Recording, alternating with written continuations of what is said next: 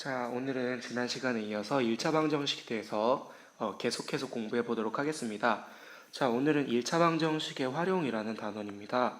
자, 우리가 지난 시간에 배웠던 내용은 사실 이 1차 방정식의 활용 문제를 푸는 순서라고 1번에 되어 있는데, 일단 간단하게 한번 보면 미지수 정하기, 방정식 세우기, 방정식 풀기, 답 택하기라고 되어 있는데, 우리가 사실 지난 시간에 공부했던 부분은 방정식 풀기와 답 구하기예요.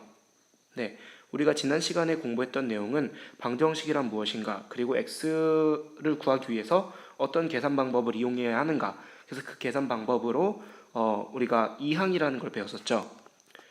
이항이라는 걸 배워서 우리가 이제 등식의 성질을 이용해서 양변에 같은 수를 더하거나 빼주거나 곱하거나 나누거나 해줘도 성립한다. 이 성질을 이용해서 우리가 방정식을 푸는 법을 배웠었는데, 이제 우리가 오늘 배울 내용은 미지수를 정하고 방정식을 세우는 방법을 배울 거예요. 자, 사실 방정식을 푸는 데 있어서 가장 중요한 것은 오늘 배울 이 방정식을 세우는 과정입니다. 이 방정식을 푸는 것과 답을 구하는 건 우리가 사실 계산하는 법만 알고 있으면 그냥 계산만 하면 되는 것이기 때문에 그렇게 어려운 부분이 아닌데, 우리가 이제 앞으로 방정식 문제를 풀다 보면 알겠지만 실제적으로 가장 우리가 걸림돌이 되는 것은 방정식을 막상 식을 구해놓으면 다 풀 수 있는데 그 방정식을 세우는 게 쉽지가 않을 거예요. 자, 그래서 여러분들이 이 방정식을 세우는 부분에 대해서는 많이 연습을 하셔야 되고 많은 생각을 많이 하셔야 될 거예요. 자, 우리가 흔히 영어에서 독해라는 걸 하죠. 우리가 독해라고 하면 우리가 흔히 영어만을 생각하기 쉬운데, 여러분 수학도 독해를 하는 과목이라는 것을 반드시 알아두셔야 해요. 수학이란 것은 우리가 이 예시를 보았을 때 남학생이 여학생보다 3명 더 많다라고 하는 이 문장을 독해할 줄 아는 게 수학 실력입니다. 그래서 이 문장을, 이 한글로 표시가 된 문장을 식으로 바꾸는 것, 이게 수학적 사고력이고 이게 수학을 독해야 한다라고 표현할 수 있는 부분인데, 자, 그럼 이 문제를 한번 같이 풀어볼까요? 자, 우리 반 전체 학생 수는 35명인데 우리 반 학생 수 35명인데 남학생과 당연히 여학생이 있겠죠. 남학생과 여학생 말고 존재할 수 있는 건 없겠죠. 자, 그래서 남학생과 여학생이 있을 텐데 합쳐서 35명이고, 근데 각각이 몇 명인지 몰라요. 그래서 우리가 남학생 또는 여학생 중에 하나를 X로 한번 놔보자는 거야. 왜? 모르니까 한번 여학생을 X라고 하는, 알지 못한다라는 뜻이에요. 이 X는 내가 이 여학생이 몇 명인지 알지 못합니다 라는 뜻으로 X라고 표시를 해놓을게요. 자, 그렇다면은 이 X를 이용해서 남학생을 표시할 수가 있게 되는데, 남학생이 여학생보다 3명이 더 많기 때문에 남학생을 어떻게 표현할 수가 있을까요? 그렇죠. 바로 X보다 3명이 더 많습니다. X 플러스 3이라고 표시를 할 수가 있게 됩니다. 자, 그렇다면은 이제 어떻게 하면 돼요? 여학생이랑, 그지? 남학생이랑 더했더니 몇 명? 전체 35명. 그래서 이제 이 식 같은 경우에는 우리가 지난 시간에 배운 방정식, 즉 등식의 성질을 이용해서 풀어줄 수가 있게 되죠. 자, 그럼 한 번만 같이 해볼까요? x 더하기 x는 2x. 방정식을 풀 때에는 좌변에는 x만 남기고 우변에는 숫자만 남기기 위해서 전부 숫자는 오른쪽으로 보내버려야 되겠죠. 그래서 2x는 3을 이항시키면 플러스 3이 마이너스 3이 되니까 32. 자, 2 필요 없으니까 나누기 2 해주면 약분되어서 x는 16. 즉 우리가 구하고 싶은 여학생, 문제에서 여학생의 수를 구해보자고 했으니까 답은 16명이라고 구해줄 수가 있겠죠. 자, 계속해서 보시면 자주 나오는 1차 방정식 활용에 관한 문제라고 되어 있는데, 자, 여러분들이 이 중에 특별히 좀 기억하셔야 할 것은 이 수에 관한 활용, 그리고 뭐 이 부분 같은 경우에는 여러분들이 그냥 문제를 풀면서 좀 보시면 될 것 같고요. 자, 이 수에 관한 활용을 좀 더 집중적으로 보시면 좋겠어요. 자, 어렵지 않은 부분인데, 어떤 수에 관해서 문제가 나오면 어떤 수를 x로 놓으면 돼요. 항상 x는 뭐냐면 구하라고 하는 걸 x로 놓으면 됩니다. 무엇을 구하여라. 무엇을 구하여라. 무엇이 뭔지 모르니까 구하라고 하겠죠. 그래서 이 무엇을 항상 x로 놓으시고 미지수를 처음에 정하시고 풀면 됩니다. 자, 연속한 수에 관한 문제. 자, 예를 들어서 밑에 얘를 한번 볼까요? 연속하는 세 정수, 세 수가 있는데 정수입니다.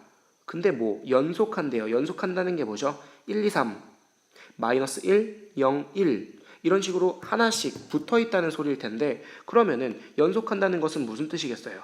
서로 간의 간격이 1이라는 소리일 거 아니에요. 그러면 만약에 세 정수다. 그럼 가운데 수를 x로 놓는다면 그 다음 수는 당연히 그거보다 1이 큰 수일 거고, 그 전의 수는 당연히 중간 거보다 1이 작은 수겠죠. 그래서 그 세 수를 이렇게 표현할 수가 있다는 겁니다. 자, 예를 들어서 그 다음으로 만약에 연속하는 세 홀수 또는 짝수라면, 자, 여러분 한번 숫자를 보세요. 2, 4, 6 연속하는 세 짝수죠. 자, 숫자가 몇씩 차이 납니까? 2씩 차이가 나죠. 그래서 만약에 중앙의 수를 x라고 놓는다면 그 다음 수는 2를 더해준 x 플러스 2, 그 전수는 2를 빼준 x 마이너스 2로 표현을 할 수가 있다라는 뜻입니다. 자, 짝수도 마찬가지겠죠. 홀수도 마찬가지겠죠.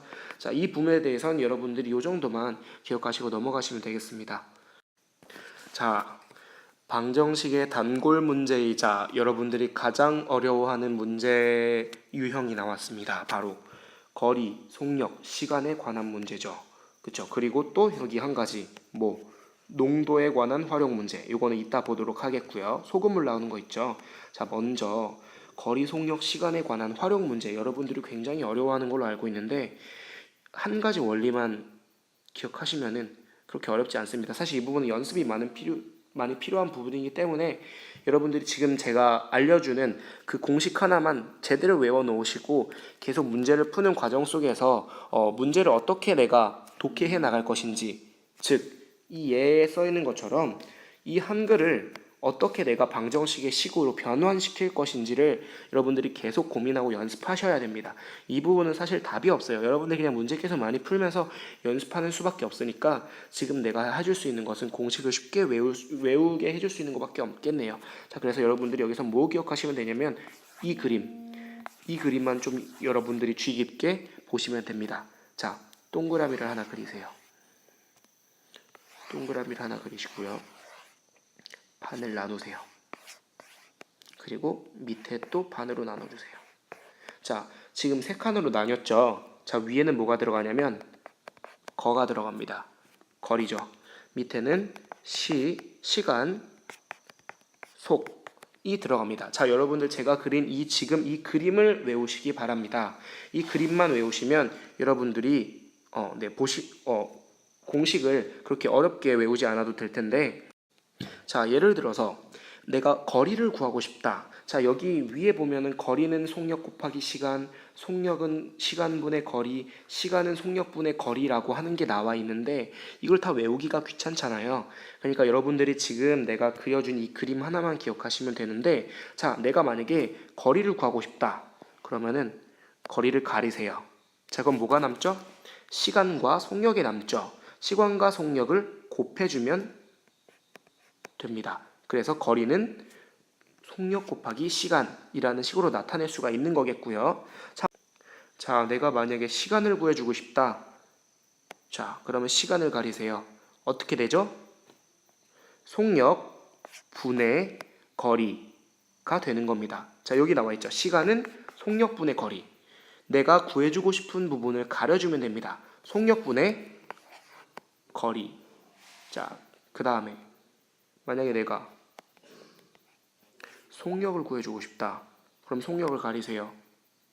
뭐가 남죠? 시간분의 거리. 자, 이 그림만 외우시면 되겠습니다. 자, 그 다음으로 농도에 관한 문제인데, 자, 이 부분도 여러분들이 내가 그려주는 그림을 하나만 기억하시면 됩니다. 방금 거리, 속력, 시간, 거시속에 대한 내용에 대해서 내가 그림을 그려줬던 것처럼, 자, 그림을 하나 그려줄 건데요. 아까랑 똑같은 구조의 그림입니다. 자, 3개로 나눠주고요. 위에는 소금이 들어갑니다. 소금의 양입니다. 소금의 양. 그리고 밑에는 농도와 물이 들어갑니다. 소농물, 소금의 양, 농도, 그리고 물의 양, 소금물의 양. 이 공식을 외워주면 되는데, 자, 이게 아까 거랑 굉장히 비슷한 건데 사실 하나만 차이가 납니다. 요거 하나만 특별한데, 이 공식에서는 소금에 곱하기 100이 붙어 있습니다. 요것만 기억해 주시면 여러분들이 방금 하셨던 대로 쉽게 공식을 외우실 수가 있어요. 자, 그래서 만약에 내가 농도를 구하고 싶다. 농도 가리세요. 어떻게 합니까? 물의 양분의 소금의 양 곱하기 100으로 하면 되겠죠. 내가 만약에 물의 양을 구하고 싶다. 그럼 농도분의 소금 곱하기 100이 되겠죠. 자, 근데 여러분들이 한 가지 주의할 것은 소금의 양을 구할 때 주의하셔야 돼요. 왜냐하면 아까랑은 다르게 곱하기 100이 붙어 있기 때문에 만약에 내가 소금을 구해주고 싶다라고 하시면 사실 이거는 좀 식으로 써야 될 것 같은데 소금 곱하기 100은 농도 곱하기 물의 양으로 나타날 것이기 때문에 내가 구하고 싶은 건 소금뿐이잖아요. 그래서 농도 곱하기 물의 양은 하되 100으로 나눠주셔야 합니다. 아시겠나요? 자, 그래서 만약에 내가 소금의 양을 구하고 싶다라고 하면 100분의 농도 곱하기 물의 양이다 라고 이 그림을 외워주시면 되겠습니다. 자, 방금 알려드린 이 두 가지 공식, 이 두 가지 그림을 가지시고 외우시고 완전히 익혀 놓으시고 여러분들이 소금물과 또 거리, 시간, 속력 이런 것에 대한 문제를 푸시면서 계속 이 공식을 활용하시는 연습을 하셔야 돼요. 그래서 이 부분은 1차 방정식의 이 활용 부분은 사실 여러분들이 문제를 많이 풀면서 연습하는 수밖에 없을 것 같습니다. 네, 수고하셨고 수업 시간에 봅시다.